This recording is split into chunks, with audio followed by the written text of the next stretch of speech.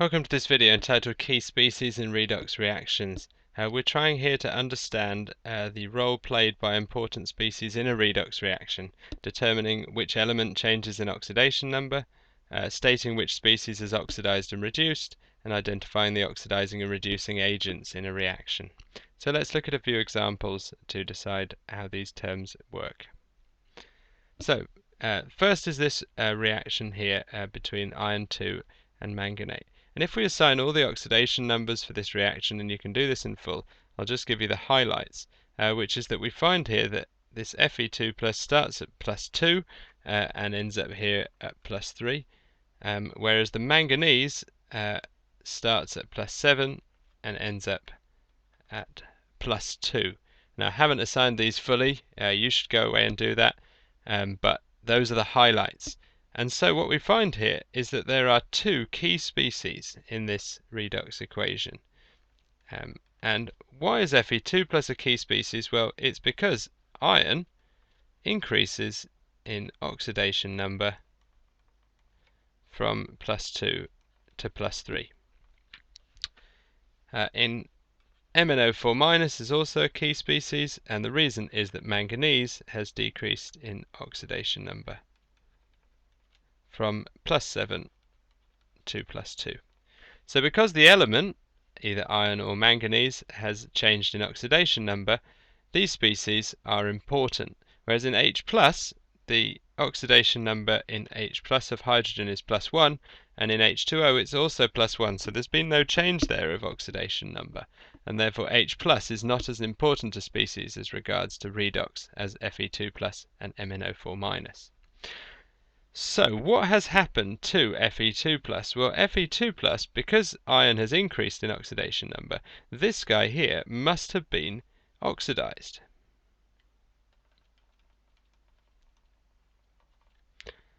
And MnO4-, the manganese has decreased in oxidation number, it must have been reduced. It must have gained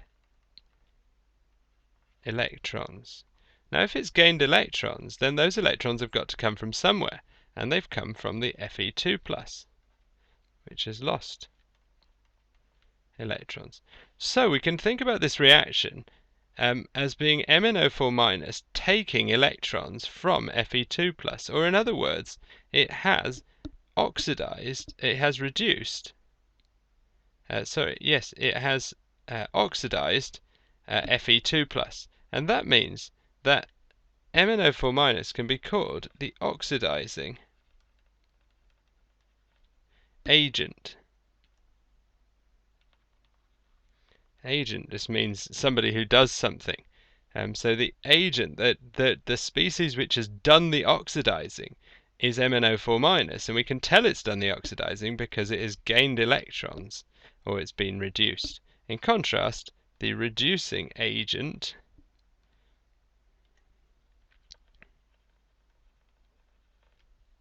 is Fe2+.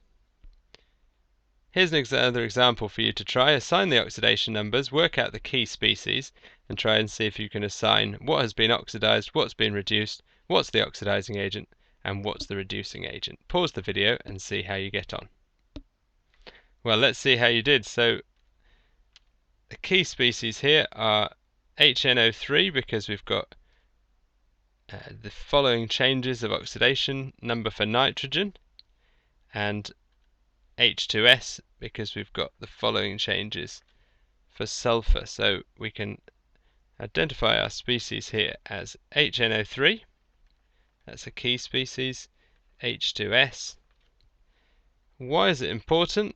Well, N has decreased in oxidation number, and it's gone from plus 5 to plus 2. We call that a reduction.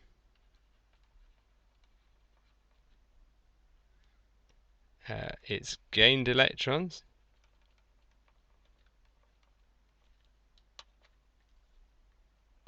and therefore it must be the oxidizing agent.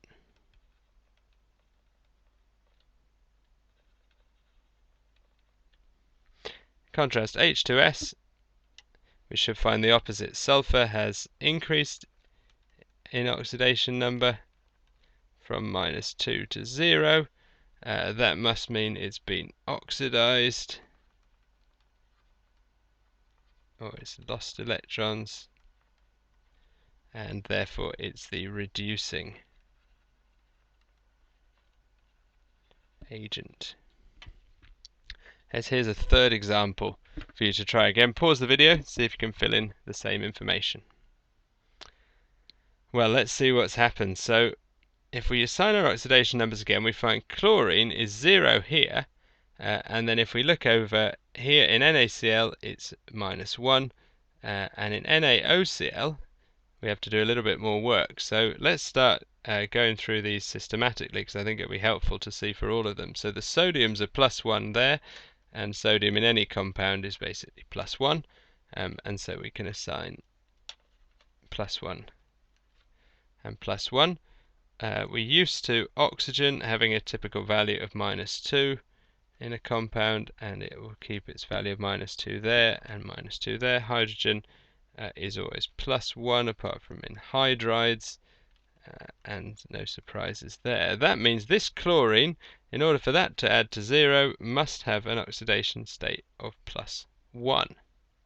So we've got something strange here. We've got one of these chlorines has gone from 0 to +1, and the other has gone from 0 to -1. And all the oxidation numbers in NaOH are exactly the same as their counterparts on the other side of the equation. And so we'd have to say something rather strange here, which is that chlorine is, there's only one key species, and it's actually chlorine in both cases. Now, why is it important? Because there is a chlorine atom in chlorine that has increased in oxidation number from 0 to +1. So in other words, we've got, in this case, we've got an increase in oxidation number, so we must have oxidation.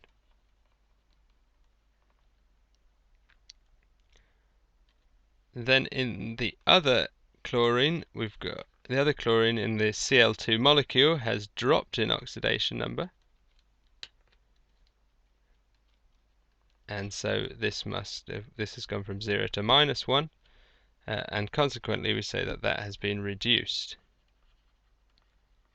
It must have gained electrons. Where did they come from? Well, they came from the chlorine, so it caused the chlorine to be oxidized. So we could say here that this is the oxidizing agent.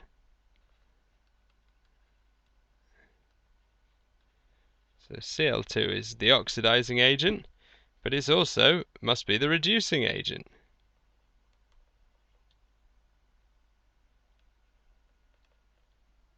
as well.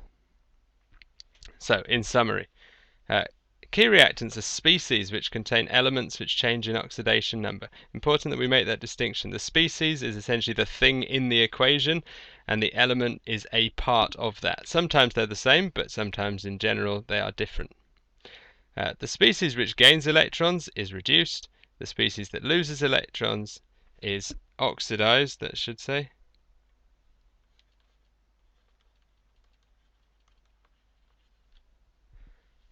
An oxidizing agent is the species which is reduced, and a reducing agent is the species which is oxidized.